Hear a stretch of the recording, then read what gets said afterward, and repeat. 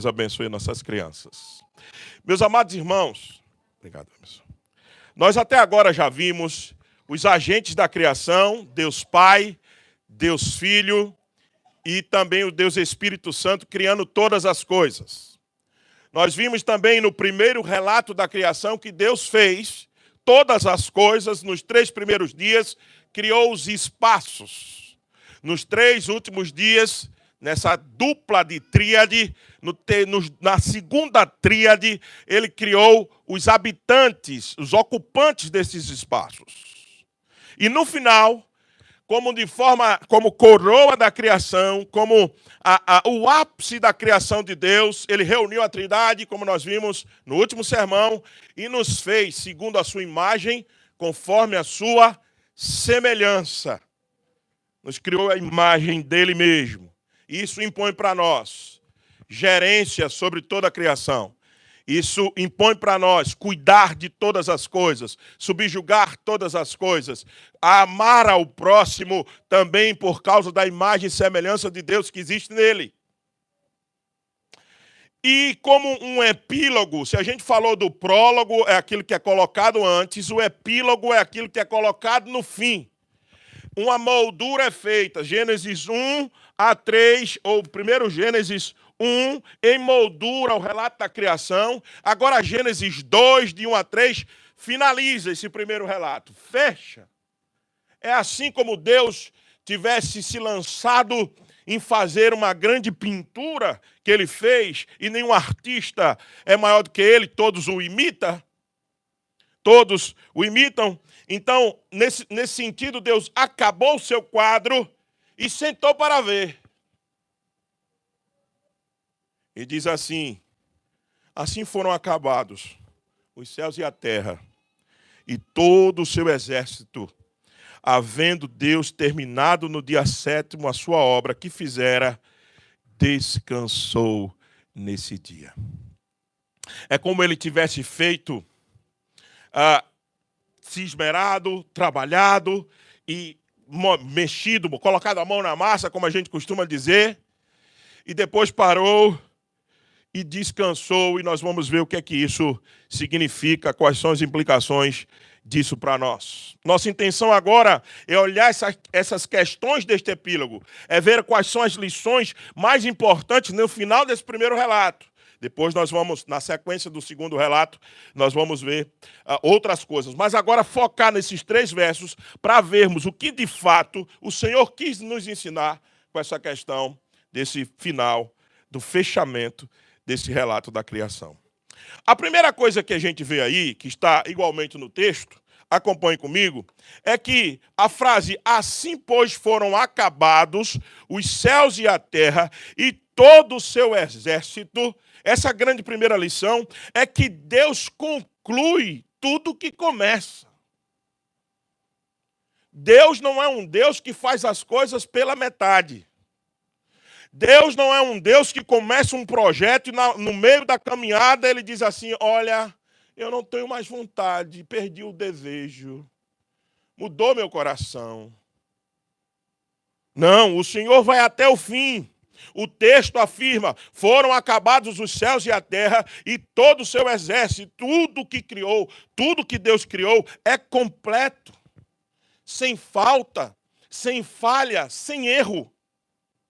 Isso reflete a perfeição do seu ser.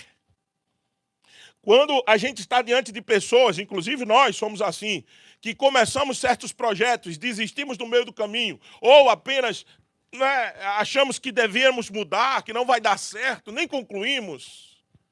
A gente costuma dizer que essas pessoas não são pessoas de muita confiança, elas podem nos deixar na mão.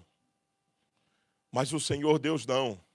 Tudo que ele começa, ele conclui, ele acaba, ele termina. E ele completou sem falha, sem erro. Isso reflete o seu caráter, a sua perfeição. O fato de Deus ter concluído a sua obra mostra quem é esse Deus. É um Deus que vai até as últimas consequências, fecha todos os processos que ele inicia. E aqui eu concordo com Van Groningen quando ele diz assim: há sempre um fim no começo. Aqui já é apontando para a nossa redenção. Aqui já é dizendo o seguinte: o Deus que criou todas as coisas, quando chegar o capítulo 3, que vocês vão cair e nós vamos nos desviar, mas esse Deus também, durante toda a história da redenção, no mesmo capítulo 3, no verso 15, anuncia o Senhor Jesus como fonte de salvação para nós. Então, se ele começou tudo isso, se ele disse que ia consertar, e ele está consertando, a nossa esperança é que ele vai finalizar a grande obra, meus irmãos, que ele começou em nós. E louvado seja o seu nome por isso. Ele vai concluir. Porque se ele acabou os céus e terra, ele vai concluir a nossa redenção. A afirmação sumária sublinha um Criador que executa perfeitamente a sua vontade. Os céus foram completados. A terra foi completada. Isso é uma afirmação que deixa claramente que ele executa a sua vontade nos céus e na terra e no seu vasto exército. Veja, aqui uma lembrança das duas tríades. Quando no primeiro verso, assim pois foram acabados os céus e a terra, o espaço físico, e todos os seus exércitos, os seus ocupantes. Se lembra que o bloco da criação eram 3 dias de espaço e 3 dias de preenchimento. O verso 1 do capítulo 2 refaz a mesma lógica, dizendo: os céus e terras, os locais, o espaço, foram preenchidos pelo seu exército, os seus ocupantes. A gente, às vezes, lê Gênesis achando que já encontrou tudo. Hoje nós vamos ter o grande privilégio de ouvir, na nossa escola bíblica, Dr. Elias está aqui com a gente. E eu tenho aprendido com ele: leia a Bíblia em câmera lenta. Olhe com calma. Observe. O verso 1 mostra claramente isso. Deus está dizendo: aquilo que eu me propus, o narrador está dizendo, aquilo que ele se propôs a fazer, ele concluiu. Imagine que um artista pintando uma tela, quando finalmente termina, ele não adiciona mais nada, pois a pintura está completa. Por quê? Porque reflete a visão do artista e isso lhe satisfaz. Quando chega aqui no capítulo 2, Deus não dá um retoque. Deixa eu ver, esse homem ficou meio feio. Deixa eu mudar aqui alguma coisa. Ah, o céu não está com a cor legal. Deixa eu consertar um pouco. Não, o artista acabou. O pintor concluiu. A tela está pronta. Agora a tela reflete a vontade do seu Criador. Assim como Deus terminou a sua criação com perfeição, devemos buscar a excelência e a integridade em tudo que fazemos, meus irmãos. Essa é a primeira aplicação para nós. Devemos nos esforçar para concluir bem as obras que começamos, com dedicação, com amor. Nós somos acostumados a desistir muito fácil. Só basta alguém nos irritar, só basta alguém deixar a perspectiva de nos agradar. Aquela perspectiva que nos agrada, a gente já está desistindo do projeto. Não, as coisas não saem, não funcionam bem como a gente quer, então a gente já parou. Lembre-se, Deus está criando todas as coisas, Ele sabe que vem queda por aí. Ele sabe que Ele teve que matar o filho antes da fundação do mundo. Ele sabe disso, mas Ele não desiste. Ele vai, Ele insiste, Ele continua. Nós somos chamados a concluir a trajetória. Eu tenho dito aqui à igreja, e vou repetir de novo: cristianismo não é sobre começar bem. Cristianismo é sobre acabar bem. Às vezes nós estamos satisfeitos com o nosso começo, com grandes conquistas. Nós vamos completar um ano de vida como igreja. E a gente não pode achar que tudo que a gente fez, e a gente já viveu muita coisa aqui, se Deus quiser, durante a semana, nós vamos contar um pouco dessa história, aí, se Deus quiser, com as mídias, nas nossas redes sociais também. Vamos contar um pouco dessa história e vocês verão que nós fizemos já muito em um ano, é verdade. Mas nós não podemos nos dar por satisfeitos, é apenas o começo. É muito para fazer. Tem muito para avançar. Tem muito que consertar. Inclusive em mim, a começar em mim. Então nós precisamos entender que a coisa deve continuar. A gente tem uma tendência de desistir muito fácil. Imagine, meus irmãos, quando Jesus esteve encarnado entre nós, a gente pensa que foi fácil para ele, né? Não, ele era o Senhor, era o Deus Todo-Poderoso, Deus encarnado. Ei, o Jesus teve sua natureza humana muito tentada. No mínimo, lembrem-se daquela tentação feroz de Satanás no deserto. Aquilo é só um exemplo. Em todo o tempo, Jesus foi tentado a desistir, foi tentado a correr da cruz.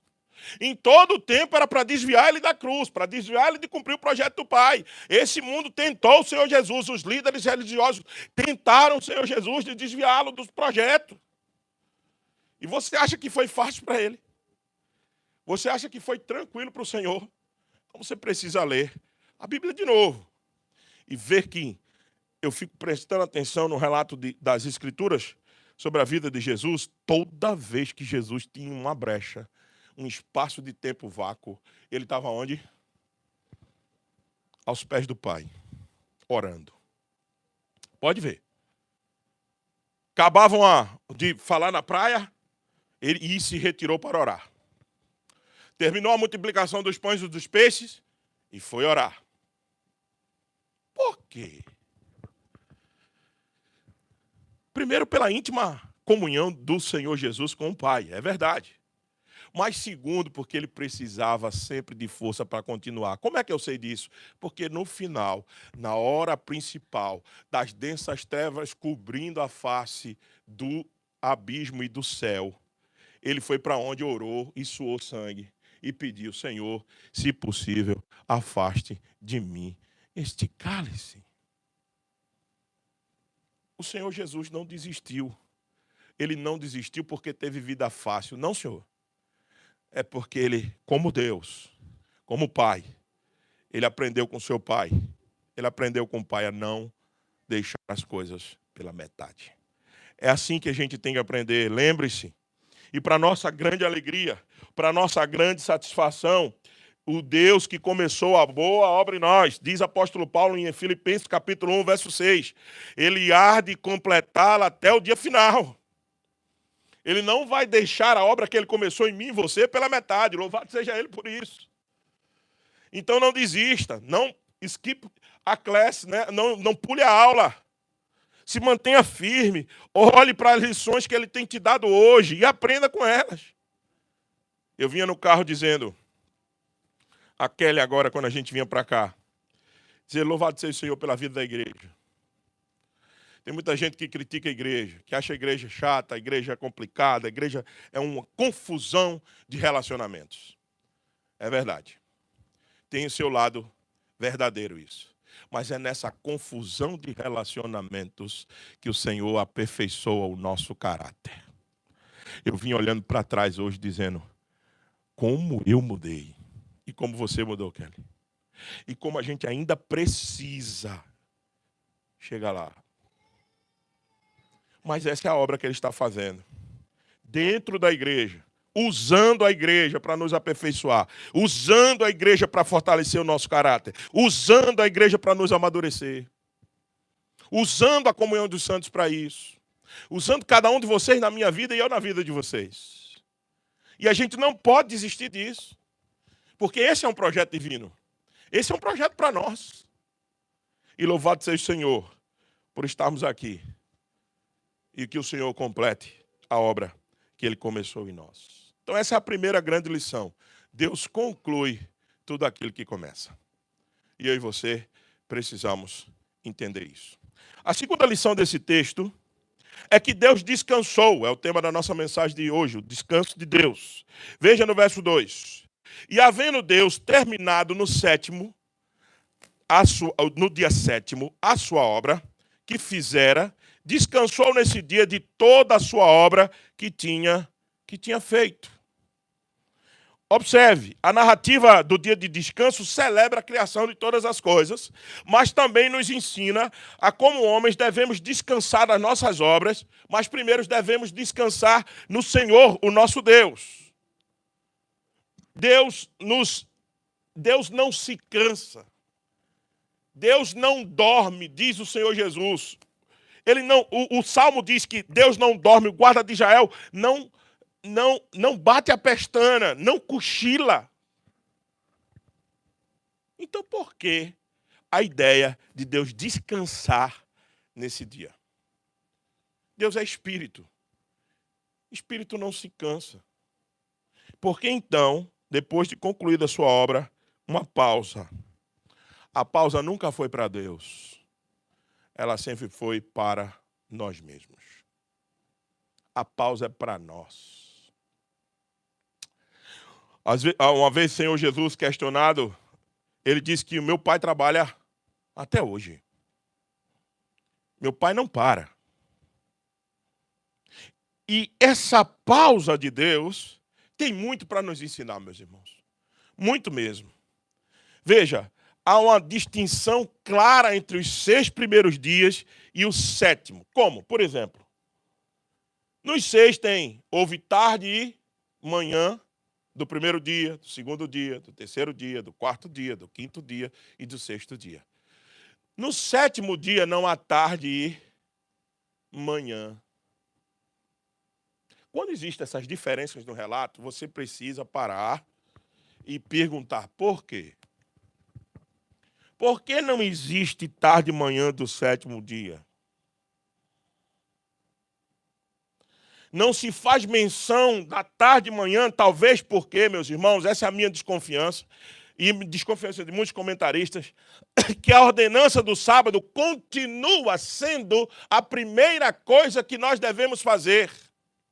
A ordenança do sábado não está presa, enclausurada num dia só. Esse dia é uma representatividade do que devemos fazer durante toda a nossa existência, toda a nossa vida. Observe. Qual foi o dia que nós fomos criados? O 6º. E na segunda, se a gente pudesse dar um turno, na segunda metade do dia. Por quê? Porque no primeiro ele criou animais selvagens, domésticos, se lembra do relato do dia 6º? E por fim, criou a gente. Qual foi a primeira coisa que nós fizemos em Adão e Eva, os nossos primeiros pais fizeram, depois de ter sido criados? Descansaram com o Senhor. Eles não fizeram obra no primeiro dia da sua existência. Eles não trabalharam. Eles não fizeram absolutamente nada. Obrigado, Luan. Eles não fizeram nada. Eles contemplaram a criação com o Criador. E eu posso deduzir por Gênesis 3:8 que houve uma conversa na viração daquele dia. Houve uma chegada do Criador para a sua criação. E eles contemplaram juntos o que Deus tinha feito. Então, se essa é a realidade, como diz Êxodo, capítulo 31, verso 17, pelo que os filhos de Israel guardarão o descanso, o sábado, celebrando por aliança perpétua nas suas gerações, entre mim e os filhos de Israel, isso é sinal para sempre, diz o Senhor em Êxodo 31, porque em 6 dias fez o Senhor os céus e a terra, e no 7º descansou e tomou alento. Diz o texto de Êxodo 31. Tomou alento. Tomou gozo com isso. Tomou descanso. Junto com o seu povo. E claro que esse descanso aqui de Gênesis, mais uma vez, ele aponta para o nosso descanso eterno, sabático. Porque Hebreus, no Novo Testamento, capítulo 4, verso 3 a 11, também aponta para isto. Porque resta um repouso para o povo de Deus. Porque aquele que entrou no descanso de Deus, também ele mesmo descansou de suas obras, como Deus das suas. Jesus Cristo também fez toda a sua obra e entrou no descanso eterno para garantir o descanso eterno do seu povo. Lembre-se, o homem foi criado no 6º dia, mais uma vez, e a primeira coisa, e a principal de todas as coisas, é descansar com o Senhor. Deus descansou no 7º dia, não por causa de cansaço, mas para estabelecer um princípio de descanso e refletindo assim a conclusão da sua obra. É uma pausa sagrada, não é uma ociosidade, é uma indicação de que nós também devemos parar. Mas você, à altura dessa, está perguntando, mas pastor, o que aconteceu com o sábado, o 7º dia? Por que agora nós estamos hoje, aqui no domingo, cultuando ao Senhor? Lembre-se, Deus nos criou no 6º dia, a primeira coisa que nós fizemos foi descansar. Então a ordem era, eu descanso nele primeiro e trabalho depois. Esse era o nosso sabá, o nosso descanso. A queda veio. Quando a queda veio, isso mudou a perspectiva. Nós trabalhamos os 6 primeiros dias e apontamos para o nosso descanso que ainda vem. Isso era a perspectiva veterotestamentária. Era apontar para algum descanso que ainda estava na frente depois da queda. Isso estava na lei de Moisés. Mas Cristo veio. E quando ele veio, ele morreu na sexta-feira. Ressuscitou no primeiro dia. E depois apareceu somente no primeiro dia aos seus discípulos, como narra João capítulo 20. As mulheres foram no túmulo, era o primeiro dia da semana. Com 8 dias, diz o texto, ele apareceu quando os discípulos estavam com medo de portas trancadas. Ele apareceu no meio deles e disse, paz seja convosco. No primeiro dia. Depois, no primeiro dia da semana de novo, Tomé não estava naquela primeira reunião, lembra-se? Na segunda reunião, Tomé estava e ele tinha dito aos seus irmãos, eu não vou acreditar. Se eu não colocar o dedo na ferida, eu não acredito. Jesus, pois bem, aparece aos discípulos de novo aonde? No primeiro dia. E diz, pode vir, Tomé, toca aqui. Quando ele toca, ele diz, Deus meu, Senhor meu. Tomé reconhece. Que dia o Senhor começou a aparecer? No primeiro. O que é que os apóstolos entenderam? O que é que a igreja entendeu? Parece que esse é o dia que o Senhor sempre está com a gente. Continuemos. Atos 27. Capítulo 20, verso 7. Paulo está reunido com os discípulos e os irmãos no primeiro dia da semana. Ele estica o discurso até meia-noite. A Bíblia mostra claramente que houve essa transição. Não somos sabatistas mais. E também não queremos ser dominguistas, ao ponto de dizer que o domingo é a garantia da nossa salvação. Não, meus irmãos, mas é o memorial de que o Senhor Jesus, na cruz do Calvário, reverteu a ordem do pecado e nos colocou de novo lá no Éden. E no primeiro dia a gente descansa de novo, como foi lá no começo da criação. Esse é o nosso descanso. É por isso que a gente guarda o domingo. Não na perspectiva dos sabatistas que acham que isso é para salvação. Não, a gente considera muito importante, considera para a nossa edificação, mas como eu disse às crianças, considera sobretudo para que a gente possa ter um verdadeiro descanso. Veja, pense num trabalhador que ao final de uma semana separa um dia para relaxar, para refletir, recuperar as forças. Esse dia é essencial para a reestruturação do corpo e da sua mente. Cansada dos desafios da semana. É nisso que Deus pensou. Agora, vocês vão de convir comigo que o descanso é qualificado pelo trabalho realizado. O descanso é qualificado, o descanso só tem qualidade depois do trabalho realizado. Observe.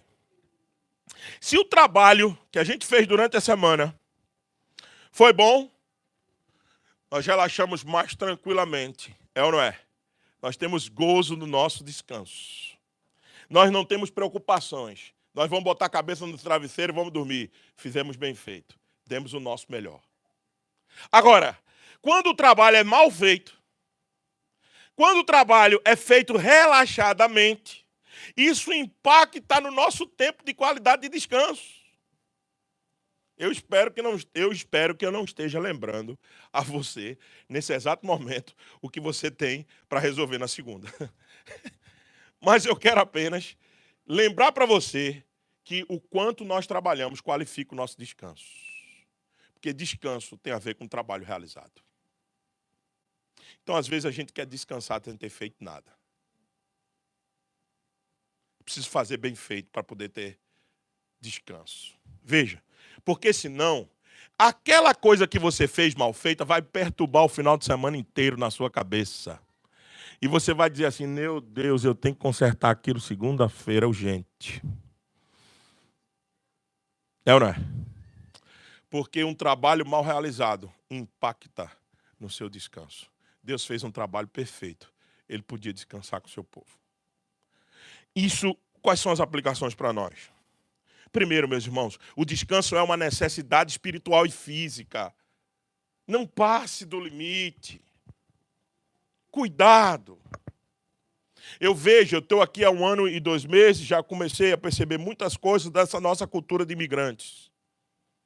E uma das coisas que a gente tem uma tendência brutal aqui é exagerar no trabalho. Com desculpas falsas de que é necessidade. Não, às vezes é mamon, às vezes é culto ao dinheiro. E você engana o seu coração dizendo que não é porque é uma necessidade. Brutal.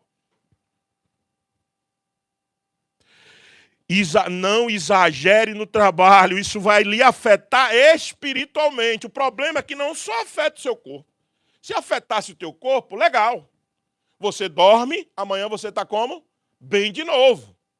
Mas o problema é que quando nós vamos queimando domingos, queimando os finais de semana, queimando domingo, trabalhamos no domingo, trabalhamos sábado, trabalhamos domingo, queimando, rodando só assim, logo, logo, a conta espiritual vai chegar na sua vida. Logo, logo, o problema do teu casamento vai se instalar, problema na criação dos teus filhos. Isso aqui não tem profetada nenhuma. É consequência lógica. Você vai ter menos tempo com a sua casa, você vai ter menos tempo no teu casamento, você vai ter menos tempo no teu filho. O que é que vai dar, cara pálida? Problema. É lógico. É lógico. E vai sobrar, sabe para quem? Para nós ainda. Tem que ajudar. Tem que te ajudar. Porque a gente vai ter que ir lá, porque tu está prestes a acabar teu casamento. Vai ter que ir lá para te orientar como você faz com seus filhos, porque os filhos não querem te ouvir mais, porque você não tem presença, você não tem autoridade. Se você não tem presença na vida dos seus filhos, você não tem autoridade. Você pode dar o discurso moralista que você vai dar às vezes dentro de casa. Comigo aqui assim e tal. Não vai resolver. O que resolve é a sua presença na vida dos seus filhos. Então, cuidado com isso. Cuidado com o excesso de trabalho e a falta de descanso. Precisamos dedicar um tempo para descansar. O domingo é uma grande bênção. Tem que ser uma celebração. A gente tem que fazer festa aqui mesmo. Eu dizia no Brasil que gostaria muito de ter uma igreja que a gente pudesse almoçar todo domingo junto. Deus me deu aqui na América. Louvado seja o Senhor. Eu fico ansioso, fico desejando estar com vocês aqui. Às vezes a gente nem come direito, conversando com um, com o outro, a mulher chega com um prato, diz, toma o teu prato, miserável, tu não vai comer, tu vai chegar em casa e vai pedir comida. Eu sei. Aí ela chega com um prato, cuida da gente. Mas é para estar nessa comunhão, para celebrar, para que a gente possa entender que o mais importante é estar com o Senhor, através da comunhão com o seu povo também. Então eu não desprezo o domingo. E você e eu não deveríamos desprezar essa bênção que Deus nos deu. Venha para cá, cultue, esqueça os problemas, ouça a palavra do Senhor, discuta, concorde, discorde, não tem problema nisso. Mas venha, mas esteja, mas desfrute, goze. O Senhor criou para você. O Senhor criou isso para você e para mim. Não foi por causa dele. Ele continua sendo Deus. Quando você vem no domingo, Deus não mudou. Quando você não vem, Deus não mudou. Agora, quando a gente vem no domingo, a gente muda. A palavra é poderosa para nos impactar e nos mudar. A gente é quem ganha com a comunhão. Quando eu não venho, sou eu que perco. Não é o Senhor nem a sua igreja. A igreja está aqui. Louvado seja o Senhor por isso, meus irmãos. Então descanse. Reflita, se conecte com Deus de novo. Durante a semana, aquela confusão, problemas em cima de problemas, e às vezes eles se juntam nas esquinas e atacam tudo de uma vez. Eu sei disso. Mas é a hora que Deus te deu para você descansar semanalmente e para você manter a saúde física e espiritual e cultivar com Ele uma grande relação através do seu povo. E a última coisa, que está no verso 3. E abençoou Deus o dia sétimo. Veja, ele não apenas descansa nesse dia. Ele não apenas faz uma pausa didática, uma pausa para nos ensinar. Ele abençoa. Ele não abençoou os outros dias. Não tem essa palavra bênção nos outros dias. Só tem essa palavra em 2 momentos nesse relato. Qual é? O primeiro. E Deus os abençoou. Adão e Eva. E o segundo, o dia de descanso.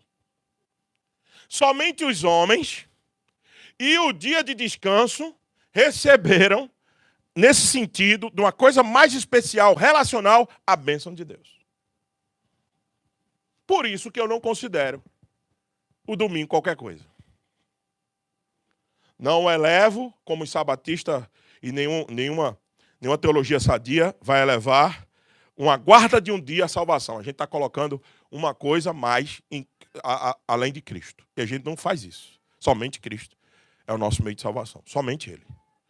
Mas a importância desse dia nós não podemos negar. Nós não podemos negar. Ele estabeleceu um dia de descanso para nós. Ele abençoou esse dia. Ele santificou esse dia. Veja, abençoou o dia sétimo e o santificou. 2 verbos aqui. Abençoar e santificar. Separando como um dia essencial. Essa bênção e santificação mostra que o descanso faz parte da ordem criacional e é algo que Deus valoriza profundamente. O que eu quero dizer aqui nesse ponto não é voltar a gente tratar da questão do descanso, mas é dizer que, de alguma maneira, Deus injetou bênção nesses dias. É assim que os puritanos gostavam de pensar na nossa confissão de fé.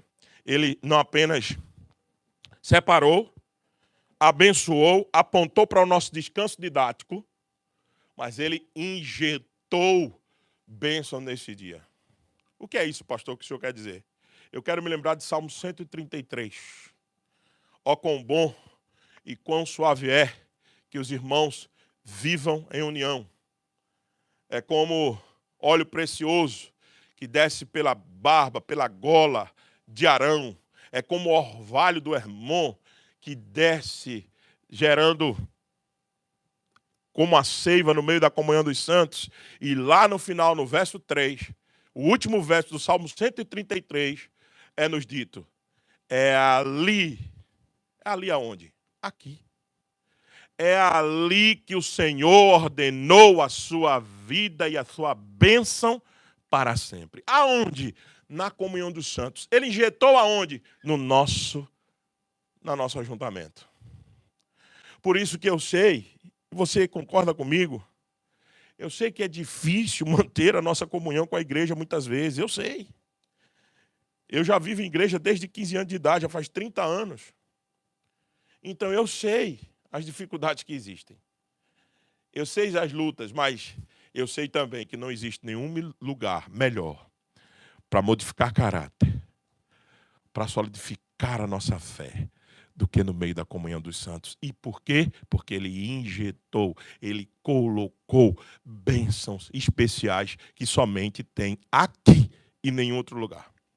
Você pode se reunir na cafeteria, você pode achar que pode ser crente existir nos teus mestres do YouTube, você não vai desenvolver espiritualmente, porque é aqui que o Senhor ordenou a bênção.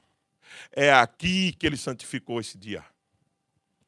Você pode buscar isso em qualquer outro lugar, mas você só terá aqui, meus irmãos. E abençoou Deus o dia sétimo e o santificou, porque nele descansou de toda a sua obra, que como Criador fizera. Então não despreze, se o ponto anterior era você desprezar o descanso, esse ponto último, o terceiro é, não despreze a bênção. Não despreze a bênção. Se o descanso é importante para te renovar e você continuar a caminhada, a guarda e a bênção do Senhor nesse descanso é mais importante do que propriamente o descanso necessário. Porque às vezes a gente podia tirar, descansar, mas sem a bênção, o que é que faríamos? Então agora, com a bênção, você pode descansar certo de que haverá um efeito espiritual na sua vida. Assim como eventos importantes em nossa vida, como aniversários, são celebrados, diferenciados de outros dias, o dia 7º é abençoado por Deus como algo único. O descanso traz as suas bênçãos. Precisamos vir para cá, não só apenas porque precisamos descansar da semana, mostrar a roupa nova que a gente comprou, desfilar a moda, ou então comer um pernil, ou pernil não, né? Ou uma coisinha boa que eu já sei que tem por aí. Hoje vai ter, hoje o negócio aqui é especial. Não para isso, não só para isso, mas porque sairemos daqui abençoados pelo Senhor que criou os céus e a terra. Sairemos aqui com a bênção dele sobre nós, para enfrentar tudo aquilo que porventura esteja pela frente. O Senhor nos deu a sua bênção. Portanto, meus irmãos, nós precisamos, já fiz as aplicações em cada ponto, e eu gostaria de concluir com o pensamento de Santo Agostinho, quando ele diz no livro Confissões: fizeste-nos, Senhor, para ti, e o nosso coração anda inquieto, enquanto não descansar em ti. Vou repetir. Fizeste-nos, Senhor, para ti, e o nosso coração anda inquieto, até enquanto descansar em ti. Lembre-se, você pode estar cheio de muitas preocupações, ansioso, cheio de dúvidas, incertezas, angustiado. O local é no Senhor. Nós temos um local de descanso disponível 24 horas. Esse local não fecha. Esse local nunca é tenebroso. Esse local não é de difícil acesso. Você acessa em qualquer lugar, qualquer hora, andando, dirigindo, deitado, sentado, voando. Eu sei que voando a gente ora mais, né? Para não cair. Então, você pode acessar esse local em qualquer hora do dia. Esse lugar era o nosso Senhor, que nos criou para Ele mesmo. Lá você pode se ajoelhar com Ele, deitado, sentado, andando. Você pode buscar descanso no Senhor. Dizer: Pai, eu estou tão angustiado, não sei nem porquê. Pai, eu estou tão inquieto e eu não tenho nem razão. Porque comi hoje, dormi numa cama, me levantei, comi e vesti. E era isso que o Senhor prometeu em Mateus, que nos daria: comer, beber e vestir. E nós temos tudo isso. Por que estamos inquietos? Não, por causa das contas que tem pela frente. Trabalhe e a bênção do Senhor te ajudará.